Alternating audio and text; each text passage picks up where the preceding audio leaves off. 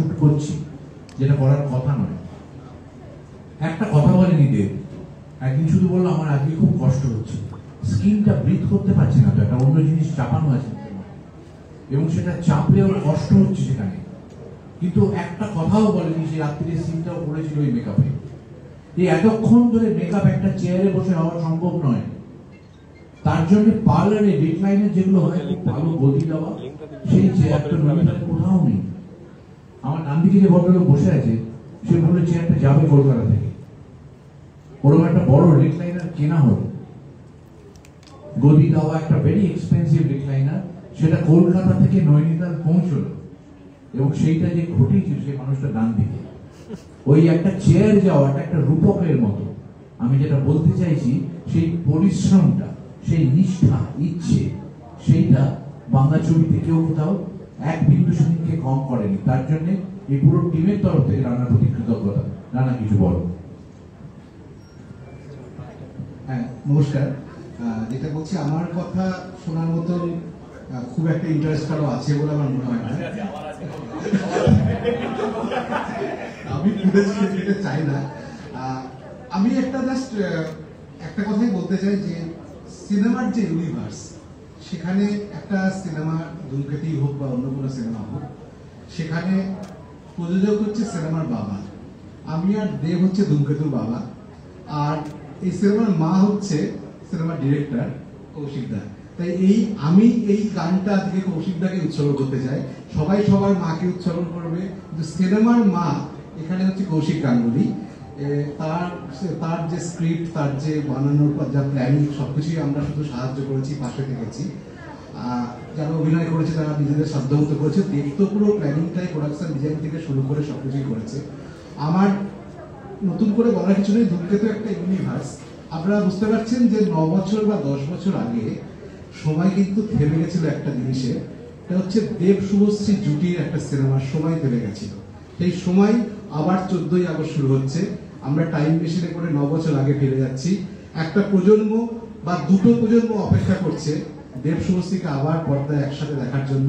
আপনারা গান দেখে ফেলেছেন, বাকি আরো কয়েকটা গান দেখতে পাবেন, সিনেমা দেখতে পাবেন। এই যে টাইম মেশিন, ধূমকেতু একটা টাইম মেশিন, এবং ধূমকেতু ইউনিভার্সের সবাই আজকে আমাদের এখানে বসে আছে। সবাই হয়তো ম্যানিফেস্ট করেছে ধূমকেতু একদিন আসবে, আমি করেছি, দেবও করেছে, রুদ্ররিত করেছে, এবং সবাই।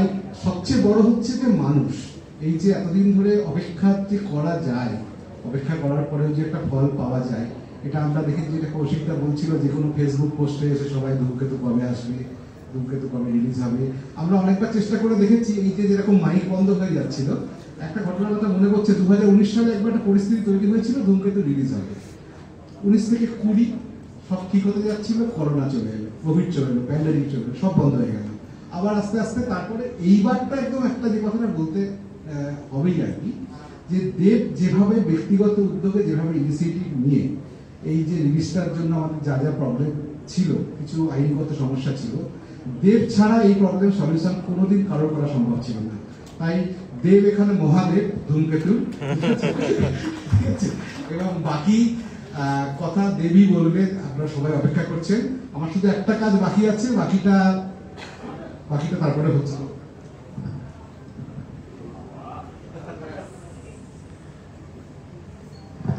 ব্যাচ পড়িয়ে দেওয়া হচ্ছে ধূমকেতু। বুকের ভিতরেও আর একটা আছে, বুকের ভিতরেও আর একটা আছে, এত বড় সমুদ্রের মতো। বাকি অনুষ্ঠান চলতে থাকুক, সবাই আপনার এনজয় করুন। গানটা লাইভ হয়ে গেছে, দেখুন, এবং পরবর্তী গান কিছুদিনের মধ্যে আসবে, ট্রেলার আসবে। আমরা আরো অনেক কিছু ইভেন্ট করব, সেগুলো আস্তে আস্তে আপনাদেরকে জানানো হবে। সবাই পাশে থাকবেন, আমাদের আশীর্বাদ করবেন, এবং জগন্নাথ দেবের আশীর্বাদ নিয়ে আমরা ধূমকেতু সিনেমা শুরু করেছিলাম, মুহূর্ত হয়েছিল। আচ্ছা, না প্রশ্ন আসলে তো দেবো না, প্রশ্ন যদি কিছু আসে এটা প্রশ্ন করো। আমি জাস্ট আমার ফ্যাক্টস বাজাচ্ছি, প্রশ্ন তো আসেনি, কিছু কোনো প্রশ্ন আসেনি। ঠিক আছে, এটুকুই। ধন্যবাদ সবাইকে।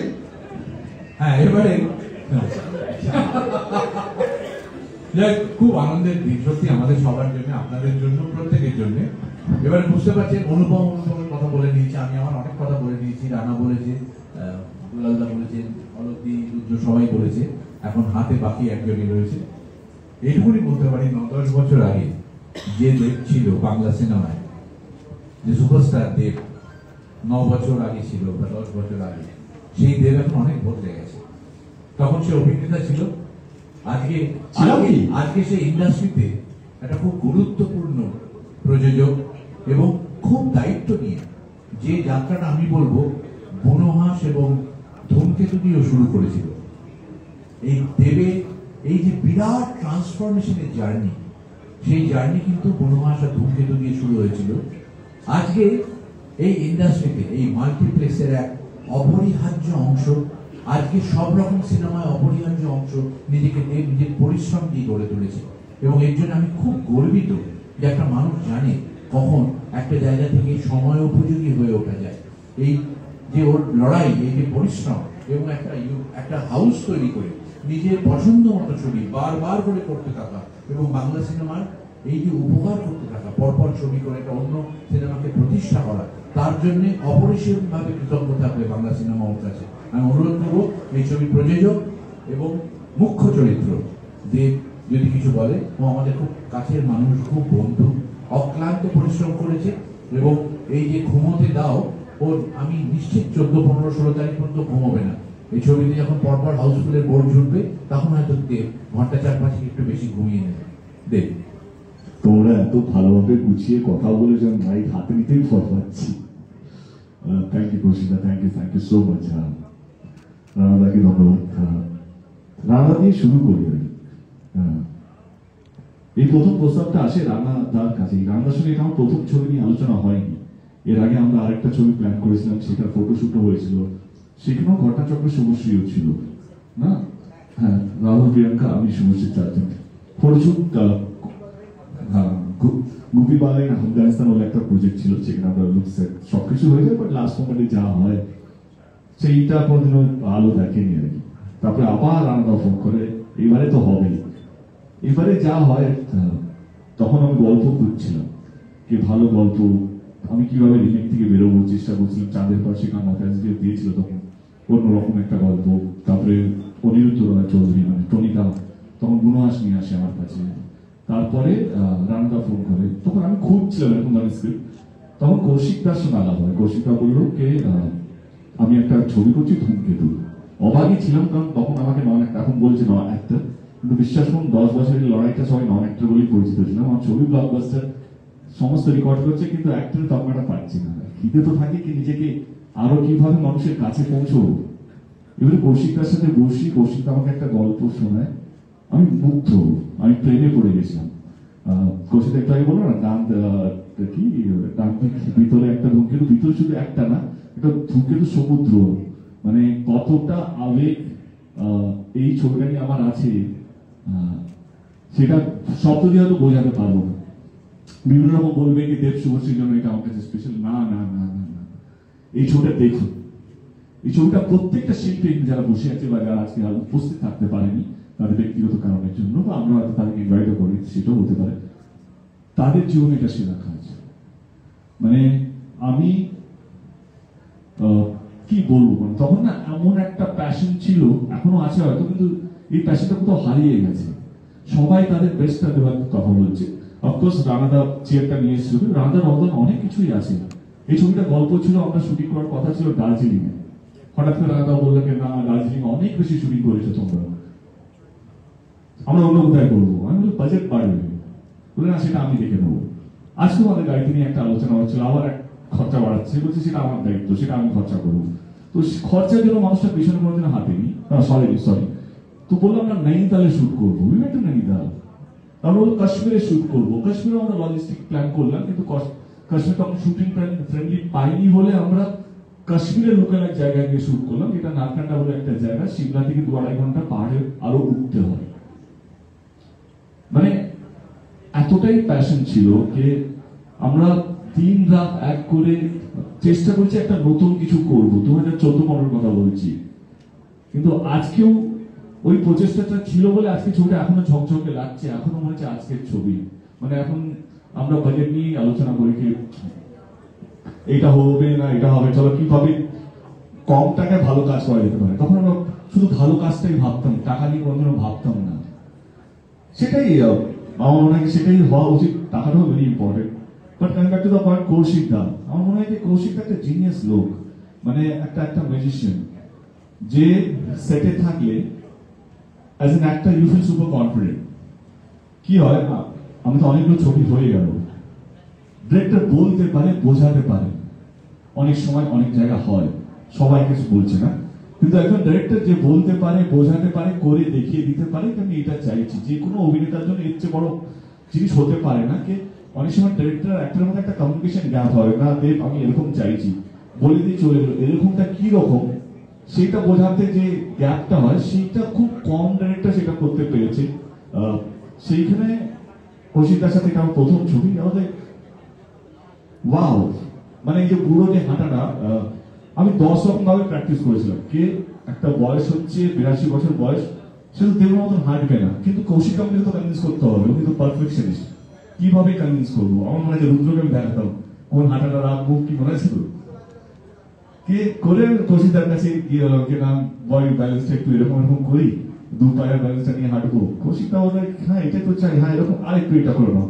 ইট ওয়াজ নট ইজি। চরিত্রগুলো অনেকগুলো শেডস আছে। আজকে আমিও অনেকবার দেখে নিয়েছি, কিন্তু একটু বড় স্ক্রিনে দেখছি তো, নর্মালি কি হয় মনিটরে দেখি বা টিভিতে দেখেছি এরকম, বা কোনো অ্যাপ্রুভালের জন্য গানটা লক করার জন্য মোবাইলে দেখতে হয়, বা টিজারটা মোবাইল, কিন্তু বড় পর্দা দেখে হ্যাঁ। তো অনেকগুলো নস্টালজিয়া আছে মানে ছোটবেলা। থ্যাংক ইউ কৌশিকদা ফর ধূমকেতু, থ্যাংক ইউ রানাদা, যতই ঝামেলা হোক না কেন। রায়দা কিন্তু এমনি ব্যক্তিগতভাবে ভালো মানুষ কিন্তু রায়দা একটা গুণ আছে, একটু চাপটা ঘুরিয়ে কাজটা করবে সবটাই, কিন্তু রাত্রেবেলায় একটু হালকা টেনশন দিয়ে রাখবে, না এটা না এটা না, ঠিক ওইটাই করবে। বাট এটাই আমার মনে হয় রাজাদাকে আমরা এরকম ভাবে, রানাদাকে আমরা এরকম ভাবে অ্যাকসেপ্ট করে নিয়েছি আমাদের জীবনে, তাই তো কৌশিক না? রানা এরকম করবে যে একটা গান এখানে খুব দরকার আছে, গানটা এভাবে হচ্ছে, এই করবে, তুমি ব্যবহার করবে না করবে তোমার ব্যাপার, আমি করে দিয়ে দিচ্ছি। হ্যাঁ, দুজনই যাদেরকে নিয়ে কথা বললাম দারুণ প্যাশনেট যখন সিনেমা নিয়ে আলোচনা হয়। তো thank you Ranada, thank you Kaushikda once again. এবার চলে যাও বাদি নিয়ে। এবারে অভিনয় করছি আমি রুদ্রর সাথে। আমার মনে হয় যে আমাদের জেনারেশনে যদি কোনো অভিনেতাকে দেখে আমার মনে হয় না আমাকে আর একটু প্র্যাকটিস করতে হবে, সেটার নাম হচ্ছে রুদ্রনী। He is genius. মানে ওর মতন অভিনেতা আমরা কেন যে ইউজ করতে হবে, আমি ময়দান দেখলাম, ওর ময়দান দেখে ওকে ফোন করলাম, ও গাল দিয়েছে রাত্রেবেলা আমাকে বিজেপি থেকে, তুই এরকম করছে গাটালে করছে না, ওকে ফোন করি ভাই ময়দানে তুমি ফাটিয়ে দিয়েছো ভাই, ফোন করেছো বলে আছেন। He is genius. ওর সামনে অ্যাক্টিং করা এই ছবিতে মানে ও পাগল করে দিয়েছে। আমি ডাবিং করার সময় দেখলাম, আমি কেঁদেছি মানে ওর অভিনয় দেখে। বা আমাদের অনেকগুলো সিকুয়েন্স আছে বা সিচুয়েশন আছে যেখানে হচ্ছে এই লোকটা কি করলো, এবং একটা সময় যাক এটা বলতে চাইছি না বলেই ফেলি, একটা সময় বুড়ো সেরেছে, এরও দেব হয়নি। দেখি ডাবিংটা কি করে করলো, ভয়েসটা কি করে করলো, পুরোটা বসলাম, ঠিক আছে একটু কফি ব্রেক নিই। আমি বাইরে গেলাম, কফি খেলাম, ভাবলাম আমরা আবার let's do the read up. এর পুরো পুরো চরিত্রটা আবার আমি রিড আপ করলাম। হয় নাকি এই যে যেটা বললো যে পরিশ্রমিক অভিনেতা যদি পাশে দেয়, পরিশ্রমিক তো বলতো বাংলাটা একটু কারেক্ট করি, এখনো ওই জায়গায় আছি আমি।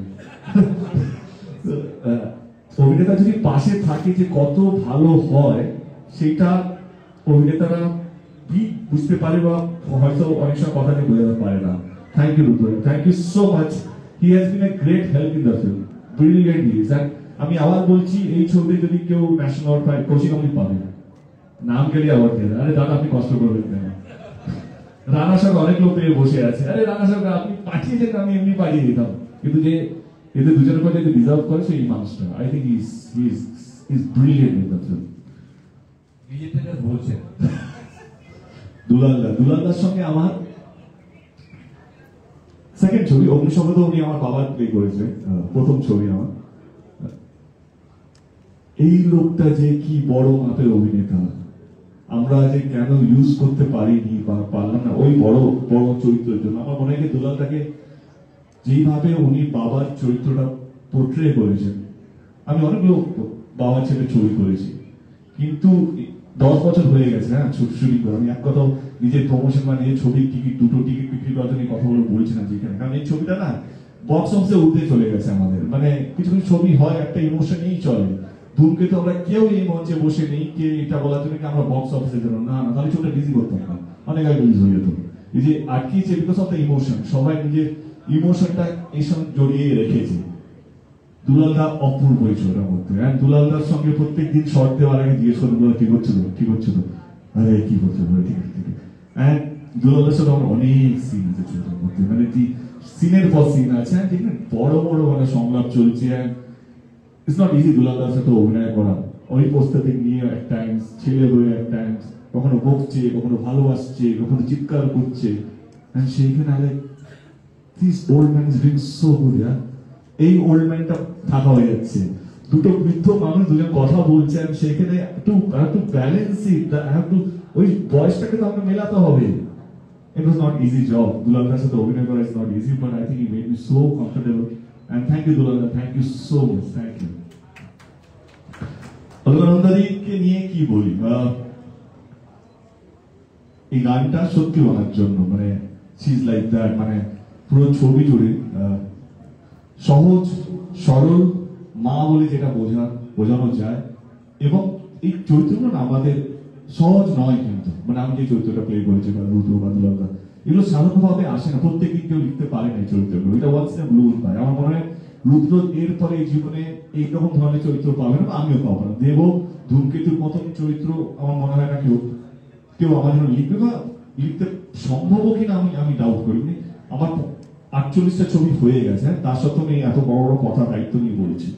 অলকাদি থ্যাংক ইউ সো মাচ। আর আমার তো অনুপম আছে, আমি সত্যি অনুপমকে একদিন ফোন করেছিলাম, 4 বছর আগে ফোন করেছিলাম কোনো একটা ছবির জন্য। রানা সবার ছবি রিলিজ করবো না, ভালো ভালো গান পড়ে আছে, শুধু শুধু নষ্ট হচ্ছে, ওই মা গানটা আমাকে দাও, আমি অন্য কোনো ছবিতে ইউজ করবো। এইটা কি করে হলো, রান্নার সময় কে কথা বলবে বলো তো, এসে পুরো অ্যাকাউন্ট খুলবে 2014 থেকে, গানগুলো নষ্ট হচ্ছে। মা গানটা আমি সত্যি প্রেমে পড়েছিলাম। দুটো গান আমাদের শুটিং এর সময় হাতে ছিল, একটা তো গানে গানে যেটা আমরা শুটও করেছিলাম, এবং মা গানটা একটা সময় ছিল আমি পাগলের মতন শুনতাম। হয় না কিছু কিছু গান কোন কারণ নেই কেন শুনছো, মা গানটা আমার সেরকম একটা সময় একটা গান, এই গানটা ছিল যেটা আমি লুপে শুনতাম, এখনো লুপে শুনি। তো থ্যাংক ইউ অনুপম। আমার মনে হয় কি অনুপমের সময় এটা আমার প্রথম কাজ, সেই সময়টা দারুণ দারুণ দারুণ কম্পোজিশন, সব কটা গান। এর পরের গানটা যেটা রিলিজ হবে সেটা পুরো লন্ডন জুড়ে শুনেছি, ইনফ্যাক্ট আমি বলেওছি যে আমি লন্ডনে কম করে 1000 বার গানটা শুনেছি, এতটাই ভালো। পরের গানটা আরো ভালো, এই গানটা তো দারুণ গান। তো আমার মনে হয় যে এটাই একটা শিল্পীর কাজ হওয়া উচিত, যে প্রত্যেকটা গান আরেকটা গানকে ছাপিয়ে যাচ্ছে, সেটাই একটা ভালো কাজের কি বলবো চিহ্ন। তো এইটা হলো আমাদের মঞ্চে যারা আছেন, যারা মঞ্চে নেই, Parambrata, Pramath, thank you so much for being part of the film. তখন যখন পরমব্রত ছবিটা পাঠ, তখন আমাদের অতটা বন্ধুত্ব ছিল না। He did the film because of Rana Sarkar and Kaushik Amit, ওনাদের হয়ে কাজটা করেছিল। বাট পরম আমার এখন খুব ভালো বন্ধু, and I think he did a brilliant job in the film. Chiranjit da, Deepak da আমাদের দারুণ অভিনেতা, আমার সঙ্গে দীপক দা এমনি খুব ভালো বনে আর কি। তো আমার মনে হয় দীপক দা যতটুকু আছে ছবিটার মধ্যে অনেকটাই আছে। Chiranjit da, I think even he has given his not best I would say, but এই ক্যারেক্টারে যতটুকু দরকার তার থেকে বেশি আমরা পেয়েছি দীপক দার কাছ থেকে।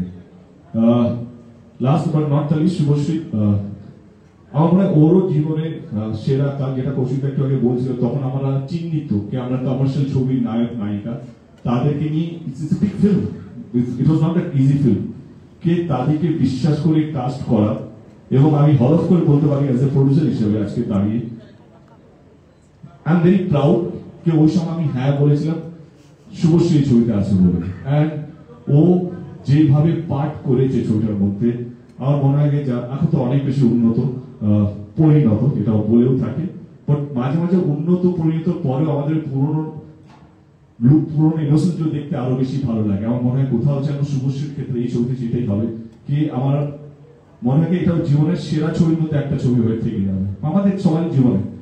তো দিস ইজ অল। আমি কাউকে মিস করলাম? হ্যাঁ, আচ্ছা, আমার সঙ্গে অতটা সিন ছিল না, but he is again legend actor. আমরা পেয়েছি ওনাকে ছবিটার মধ্যে, definitely we are very happy and very proud কে উনিও আমাদের এই পরিবারের সঙ্গে, ধূমকেতু পরিবারের সঙ্গে যুক্ত আছেন। আর একটা নাম যেটা আমার কাছে ওনার সঙ্গে সংসার করেছি আমি 25 দিন। বিক্রম গায়কোয়াড় মেকআপ আর্টিস্ট আমাদের, এইটার পিছনে একটা ইতিহাস আছে। আমরা কতটা প্যাশনেট এবং কতটা এই ছবিটাকে নিয়ে সততায় ছিলাম, আমরা অনেস্ট ছিলাম, সেটা আরেকটা পরিচয় হচ্ছে কি কৌশিকটা তো লিখে নিয়েছে দুটো চরিত্র। তখনকার দিন কি হতো, আজ থেকে 10-12 বছর আগেকার কথা বলছি, শুটিং তো 10 বছর হয়েছে, তার আগে তো 1 বছর আগে থেকে আমরা প্ল্যানিং করছি, 2013-14 থেকে আলোচনা চলছে। আগে হতো লুকস চেঞ্জ মানে দাড়ি গোপ বা চুল বাড়িয়ে নেওয়া, যেটা আমি খাদানে করেছি, 2024-এই করেছি, কি দুটো চরিত্র পাওয়া ছেলে, একটাকে দাড়ি বড় করে দিয়েছিলাম, লম্বা লম্বা চুল করে দিয়েছিলাম, ছেলেটা নর্মাল দেব যেরকম দেখতে লাগে সেরকম। সেই সময় উই থট অফ ডুইং কে দেব, কিন্তু অথচ দেব না। এইভাবে আলোচনা হয়েছে ওই চরিত্রটা কি অন্য কাউকে কাজ করা হবে, কৌশিক দা রান্না না ওইটাই হবে, তাহলে ও কিভাবে যাবে কিভাবে আসবে, বলে সেটা আমরা প্রস্তুতি করবো, করবেটাকে। He said we get the best makeup artist of India. I said Bangla ছবি ওই সময় বেস্ট মেকআপ আর্টিস্ট, ফোন তো করো, এর বেস্ট খুঁজতে খুঁজতে আমাদের কাছে এলো যে national award winning Vikram Gaikwad, যে হলিউডের ছবি করছে বা ইন্ডিয়ার যত বিগ বাজেট ছবিও করছে, এট দ্য সেম টাইম হলিউডের সব ছবিও করছে। তাদের বলো কি করবে, তাদের একটা ভালো গুণ আছে, কোনদিন না বলে না, চলো দেখি তো, চেষ্টা তো করি। লোক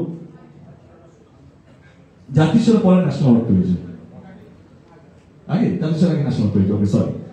তো সেই জায়গা থেকে এবারে মেকআপের বাজেট এলো, কেউ মিনিমাম 1.5 থেকে 2 লাখ টাকা লাগবে পার ডে কস্ট। মিনিমাম 12-15 দিন শুটিং হবে, কি করে 2 লাখ টাকা দেবে না, এটা এত ছবি করছি। We did our first look set, look সেটটা আমরা করলাম পুজোর আগে, তারপরে বিদেশ চলে গেলাম আমরা। না আগে কলকাতা হয়েছিল, লুক সেট হয়ে সব অ্যাপ্রুভ হয়ে গেছে, এবার আমাদের লুকটা পছন্দ হচ্ছে, we rejected our first look set, তাকে আবার কনভিন্স করা হচ্ছে। সে এত বড় বড় মাপের মানুষ, বিজি, তাকে আবার কনভিন্স করা হচ্ছে না স্যার এই লুকটা আমাদের পছন্দ হচ্ছে না, উই ওয়ান্ট বেটার লুক। আমরা আবার সবাই টিম নিয়ে বম্বে যাই, আবার একটা লুক সেট তৈরি হয়, যে লুকটা আপনারা এখন ফাইনালি দেখছেন। তো এটাই বলবো কি থ্যাংক ইউ বিক্রম, উনি এখন নেই, বেঁচে নেই, এবছরই উনি মারা গেছেন। তো আমাদের শ্রদ্ধাঞ্জলি আমাদের টিমের পক্ষ থেকে, অন্যতম ভালো লাগার কারণ এই ছবিটার মধ্যে হচ্ছে ডেফিনেটলি এই প্রস্থেটিক মেকআপটা। তো থ্যাংক ইউ বিক্রম স্যার, আপনি যেখানেই থাকেন ভালো থাকুন, যেন এটাই ঠাকুরের কাছে প্রার্থনা করি। This is our Dhumketu. Soumik Haldar, hi, how can I forget him? Soumik হচ্ছে আমাদের ডিওপি, আইডি হচ্ছে আমাদের ঋতরী দাসগুপ্ত, হচ্ছে আমাদের ব্যাকগ্রাউন্ড স্কোর, ব্যাকগ্রাউন্ড মিউজিক দিয়েছেন।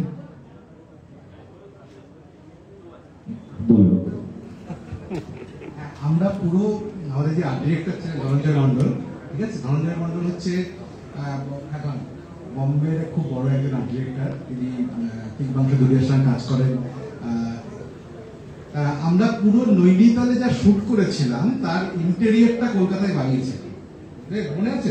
নৈনিতালে যা শুট করেছিলাম তার ইন্টেরিয়রটা কলকাতায় বানিয়েছিলাম। সিনেমা তো দেখতে পাবেন আপনারা, যে ওই যে পাহাড়ি বাড়িগুলো বা তার যে ইন্টেরিয়র গুলো হবে সেগুলো নৈনিতালে না করে আমরা কলকাতায় করেছি। সিনেমাটা দেখার পরে আপনারা বলবেন যে একজন আর্ট ডিরেক্টর বা প্রোডাকশন ডিজাইনার কতটা ইম্পর্টেন্ট। সিনেমাটা দেখার পরে ধনঞ্জয় মন্ডল, তাকে আমরা হয়তো পাবো এর মধ্যে কোনো একটা ইভেন্টে, সেই ধনঞ্জয় মন্ডল সেই কাজটা করেছে। আর আরেকজনের নাম, তিনিও ন্যাশনাল অ্যাওয়ার্ড পেয়েছেন আমার ছবিতে দুজন ন্যাশনাল অ্যাওয়ার্ড পেয়েছেন, একজন বিক্রম গায়কোয়াড় আর একজন শ্রাবণী দাস জাতিস্বরে। শ্রাবণী দাসও কস্টিউম মেকআপ এইগুলোতে ডিজাইন করেছিলেন। শ্রাবণী দাসও হয়তো পরে একদিন আসবেন, তার নাম না বললেও নয়। ইনডাইরেক্ট বলার আছে, এটা না বললে হবে না। আজকে আমাদের বাংলা ফিল্ম ইন্ডাস্ট্রির অন্যতম শ্রেষ্ঠ এবং সবচেয়ে বড় যিনি মেকআপ আর্টিস্ট সোমনাথ কুণ্ডু, সেই সময় দেবের পার্সোনাল মেকআপ করতেন, তো আমাদের সঙ্গে ছিলেন এবং মনে আছে বম্বেতে সোমনাথ আমাদের সাথে গিয়েছিল। এবং বিক্রম গায়কোয়াড়ের ম্যাজিকটা দেখতে দেখতে ও ইন্সপায়ার হয় যেটা এইভাবে হতে পারে। এবং ওই যে ওর জীবনে প্রস্থেটিক্সের একটা হাতছানি, ও পড়াশোনা শুরু করলো, আমরা আমাদের মধ্যে কিভাবে করতে পারি, করতে করতে আজকে কলকাতা শহরে অপরিহার্য একজন প্রস্থেটিক্স আর্টিস্ট তৈরি হয়েছে। সেই ইন্সপিরেশনের পয়েন্টটা কিন্তু সোমনাথের ধূমকেতু। তাই ধূমকেতুর প্রত্যক্ষ পরোক্ষ অনেক অবদান রয়েছে এবং সেই জন্য আজকে সোমনাথ, আমরা আজকে আর বম্বে যেতে হয় না, কলকাতায় আমরা কাজটা করতে পারি। সেটার কিন্তু সূত্রপাত সেই JW ম্যারিয়টের ঘর, যেখানে সোমনাথ ছাত্রের মতো দাঁড়িয়ে দেখছে বিক্রম গায়কোয়াড় কি ম্যাজিকটা করছে। অনবদ্য, সেটা অনবদ্য। আরো দুটো নাম, যে দুটো যদি না বলি তাহলে দেবের প্রচুর একটা ইয়ে হবে, মানে একজন হচ্ছে বাবা যাদব। বাবা যাদব এবং দেবের এত গান, এত কোরিওগ্রাফি, এগুলো তো কেউ ভুলতে পারবে না। আমাদের গানে গানে যে গানটা, সেটার কোরিওগ্রাফি বাবা যাদবই করেছেন। আর আমাদের ধূমকেতুর পুরো অ্যাকশনটা করেছেন জুডোরাম, মানে উনি চেন্নাই থেকে আসতেন ওনার টিম নিয়ে। এই টোটাল যে আমাদের দেব ইউনিভার্স, যেটা দেব শুভশ্রী ইউনিভার্স, যেটা সেটা কিন্তু মোটামুটি আছে। তার মধ্যে আমরা অ্যাড হয়েছি, কৌশিক গাঙ্গুলি অ্যাড হয়েছে, অনুপম রায় অ্যাড হয়েছে, রুদ্র তো প্রচুর সিনেমা করেছে, দুর্গা সিনেমা করেছে দেবের সাথে। দেব ইউনিভার্স, দেব শুভশ্রী ইউনিভার্স, তার মধ্যে আমরা অ্যাড হয়েছি এবং সেই ইউনিভার্সটা টাইম মেশিন আজকে ধূমকেতু আমাদের সামনে ফেলছে 14 আগস্ট। Thank you. কারো যদি কোনো প্রশ্ন থাকে তাহলে করতে পারেন,